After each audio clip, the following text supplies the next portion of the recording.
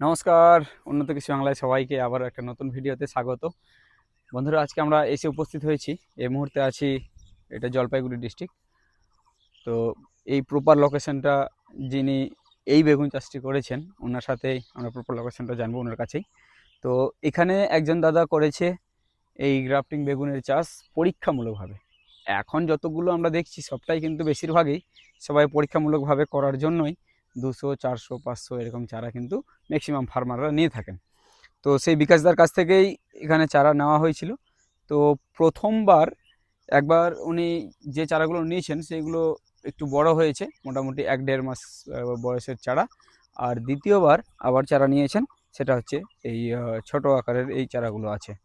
তো এগুলো সবটাই পরীক্ষামূলকভাবে করা হচ্ছে। যে জায়গায় আছি এখানে ম্যাক্সিমাম চাষ হয় আপনার চা পাতার চাষ। চা বাগান চারদিকে ঘুরে আমরা দেখতে পাচ্ছি চা বাগানে ভর্তি।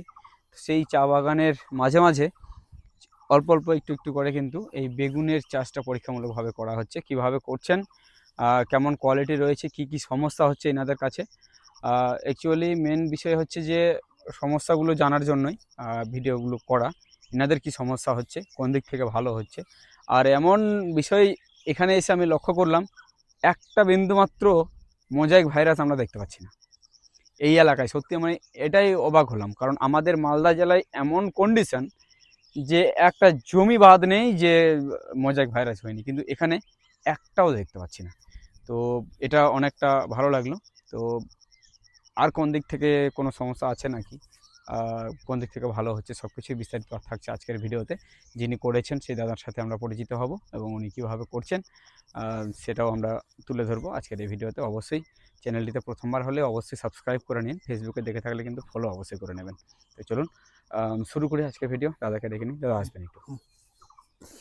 নমস্কার দাদা। নমস্কার। বলছি সবার প্রথমে যারা ভিডিওটি দেখছি আপনার একটু নাম ঠিকানা জানাবেন। আমার নাম হচ্ছে অনুজ রায়।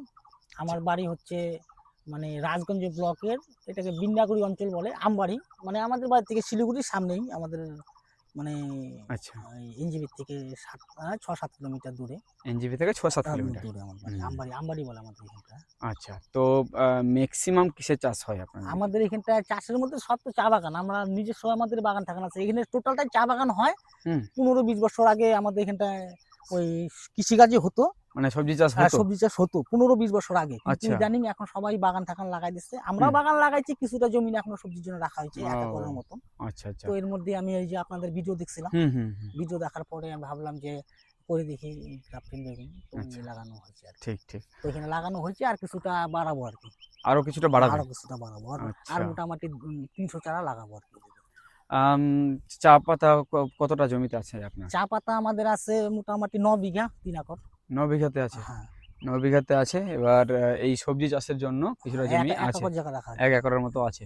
আচ্ছা, এই যে বড় চারাগুলো দেখছি আছে, এই বড় চারাগুলো কবে লাগানো হয়েছিল? এটা লাগানো হয়েছিল ভোটটা কি মাসে হইলো, ভোট 23 তারিখ, ওই মাসেরই 9 তারিখে লাগানো হয়েছিল। আচ্ছা, মানে যদি দিন সংখ্যা ধরা যায় তাহলে কতদিন হলো মোটামুটি? তাহলে আজকে কত তারিখ? আজকে হচ্ছে আপনার 22 তারিখ। 22 তারিখ, এদিকে হচ্ছে 30 আর এদিকে হচ্ছে 12। 12 আর 30 42-43 দিন হয়েছে। 42-43 দিন। হ্যাঁ, মানে এই জমিটা। এই জমিটা আর এইটা লাগানো হয়েছে এটা থেকে 1 সপ্তাহ পর। মানে এটা পরে?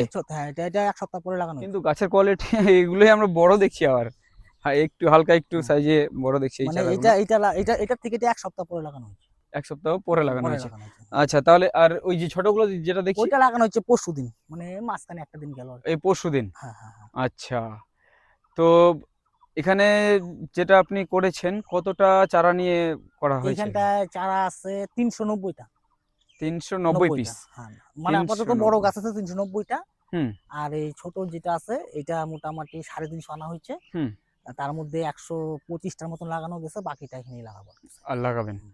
এখানে কতটা জমিতে এই বড়গুলো হবে মোটামুটি? এটা আনুমানিক এটা মোটামুটি 7 এটা কাঠা। এটা 7 কাঠা, আর এইখানটায় মোটামুটি 4 কাঠা। 4 কাঠা, 11-12 7 কাঠা কাঠা, জায়গার মধ্যে আছে। 11-12 কাঠার মতো জায়গাতে আপনি করেছেন। আচ্ছা, তো এবার একটু আমাদের এই বিষয়টা জানান। আপনাদের এই এলাকায় আমি একটু একটু ঘুরে যতটুকু দেখলাম, 2-1 জায়গায় বেগুনের চাষ হচ্ছে, কিন্তু মালচিং এর ব্যবহার কিন্তু মালচিং মানে ঘটনা হচ্ছে আমাদের এখানে মালচিং কেউ চেনেই না। কেউ চেনা বলতে চেনেই না। কেমন, আমি যখন এই মালচিং বিছাচ্ছিলাম তখন বললাম যে মোটামুটি 50-60টা লোক আসে দেখার জন্য কি জিনিস এটা, আরে বাপ, ঠিক আছে। এখন আমার মালচিং পাওয়া যায় না। আচ্ছা আর আমি শিলিগুড়ি থেকে নিয়ে আসছিলাম আগে গিয়ে, আচ্ছা তো আচ্ছা। তারপরে তো লাগানো হয়েছে। 4 ফিটের আমিও মালচিং আমরা, ফার্স্ট টাইম মালচিং, আচ্ছা আপনিও ফার্স্ট টাইম মালচিং হ্যাঁ করছেন। আমিও ফার্স্ট টাইম। আম, জমিটা তৈরি কিভাবে করেছেন, কেমন কি সার ও, টার দিয়েছেন? তো জমি ওই যে আমি কি গোবর দিছিলাম, হুম আর ওই জৈব সার হুম। আর অনুখাদ্য ঠান্ডাখাদ্য দেওয়া হয়েছে। অনুখাদ্যগুলো দিয়েছেন। তারপর দিয়ে হুম ওই ট্রাক্টর দিয়ে হাল দিয়ে হুম। বেড করে তারপরে মালচিং বিছায় তারপর লাগিয়ে দিয়েছেন। লাগানো হয়েছে।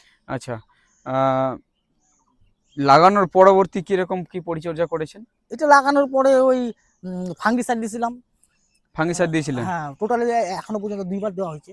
দুবার দেওয়া হয়েছে হ্যাঁ ফাঙ্গিসাইড? হ্যাঁ, 2বার ফাঙ্গিসাইড। আর ওই লাগানোর কতদিন পরে ফাঙ্গিসাইড দিয়েছিলেন? ওই লাগানোর সপ্তাহখানেক পর। সপ্তাহখানেক পর। আচ্ছা, আর আর এই একবার ওই বোরন দেওয়া হয়েছিল, বোরনের সঙ্গে ওই আরে, কি বলে লিকুইড যে এই ভিটামিনগুলো থাকে না, লিকুইড টাইপের কালো রঙের, আচ্ছা ওই জাতীয় বাগানে আমার বাগানেই মারি, তো ওই ওষুধটাই দিয়ে আচ্ছা দিছিলাম আচ্ছা, আর চা কি। পাতা বাগানে যেসব মানে হ্যাঁ, যেমন ওগুলোই। মাল্টিপ্লেক্সের যে আচ্ছা, মহাফল আছে না, ওই যে ওই vitamin। ও তো এখন পর্যন্ত আমরা ঠিকঠাকই দেখছি, কিন্তু আপনার এখানে একটা বড় সমস্যা দেখছি, সেটা হচ্ছে যে এই যে এখানে আমি একটু দেখাতে হ্যাঁ হ্যাঁ, বলবো। এই এই পোকাটা। যে দেখুন, হুম। সবটা পাতায় এই মানে সুন্দর হয়ে আছে, কিন্তু এই ডালটা দেখুন হ্যাঁ ঝিমিয়ে হ্যাঁ, যে পড়েছে। ওই পোকাগুলো আমার এই যে ভাঙা ঝিমিয়ে হয়েছে। পড়েছে, হুম। এই যে ঝিমিয়ে পড়েছে। এইটার যদি মেন কারণ আমরা দেখি, তাহলে কিন্তু এটাকে ভেঙে নিলে দেখা যাবে। এই যে দেখুন, এই যে এটার মধ্যে এই যে দেখেন, এই যে এটার ভাঙলে মধ্যে। দেখছি ভিতরে আমরা এটাতে কিন্তু দেখতে পাচ্ছি এই যে পোকা, এই যে এটা এটা এটা দেখো, এই যে এই যে এটার পোকা মধ্যে। রয়েছে। এই যে দেখুন, এই যে এই যে ডাল ছিদ্রকারী পোকা, এটার কিন্তু প্রচুর উপদ্রব এখানে রয়েছে। আমাদের এই পোকাটার মধ্যে প্রচুর এটা। আর উম, তো এটার জন্য কিন্তু ভালো কীটনাশক আপনাকে স্প্রে করতে হবে। আর ওই যে বললাম যে আমাদের এখানটায় ভালো ধরনের যে কীটনাশক পাওয়া যায়, ওগুলো আমাদের এখানে এই পেপারে পাওয়া যায় না। পাওয়া মানে যায় না। আমাদের এটা হচ্ছে চা বলে, তো চা বাগানের যে ওষুধগুলো ব্যবহার হয়, হুম ওই ওষুধগুলো এখানে পাওয়া যায়। আর আদার যে ওই ভালো ভালো যে ওষুধ আছে না, হুম হাই হুম কোয়ালিটির, ওই ওষুধগুলো হুম। পাওয়া যায় না। সমস্যাটা এইটাই। আচ্ছা, আর এই বয়সের চারাতে আমরা কিন্তু ফল চলে এসছে এরকম দেখছি। হ্যাঁ হ্যাঁ, আমারও কিছু আসছিল, পোকার জন্য নষ্ট এই হয়ে যে গেছে। এখানে আমি দেখাতে চাইবো, এই যে ফল দেখুন, ফল কিন্তু চলে এসছে। আরও মোটামুটি প্রত্যেকটা গাছেই একটা দুটো ফল, ওই গাছে দেখছি একটা বড় ফল চলে এসছে। মানে আমরা যে কথাটা বলে থাকি যে 50 থেকে 60 দিনে আপনার ফল তোলা শুরু হবে, দাদা এটা কি ঠিক? হুম, কারণ আমার মোটামুটি আমি আরো 10 দিন আগেও 4-5টা বেগুন নিয়ে গেছি খাওয়ার জন্য। খাওয়ার জন্য হ্যাঁ, নিয়ে গেছেন? আরো 10 দিন আগে। তখন বয়স ছিল 1 মাস। 1 মাসেই এক আপনি মাসে শুরু করে খাওয়ার জন্য দিয়েছেন? বেগুন হয়েছিল তো কয়েকটা। এই মা হচ্ছে বিষয়। হ্যাঁ, আর চারা আরো একটা বিষয় আমরা লক্ষ্য করলাম, যেটা অবশ্যই কিন্তু আমি খারাপ দিকগুলো তুলে ধরছি, যে কোন দিক থেকে খারাপটা এনাদের মানে দেখতে পাচ্ছি আমরা, সেটা হচ্ছে, আসুন এখানে আমি একটু দেখাতে চাইবো। এই যে এইখানটায় আসুন, তবে আপনি বুঝতে পারবেন। এইখানে চলে আসুন, এই যে এইখানটায় দেখুন, একটা দুইটা তিনটা গাছ কিন্তু এখানে নেই। এই গাছটা কি হয়েছে এবার আপনারা হয়তো দেখে বুঝতে পারছেন। এই গাছটা একটু কাছাকাছি নিয়ে এসে একটু দেখাও। এই যে দেখুন, এই গাছটা কিন্তু উইল্টের সমস্যা হয়েছে।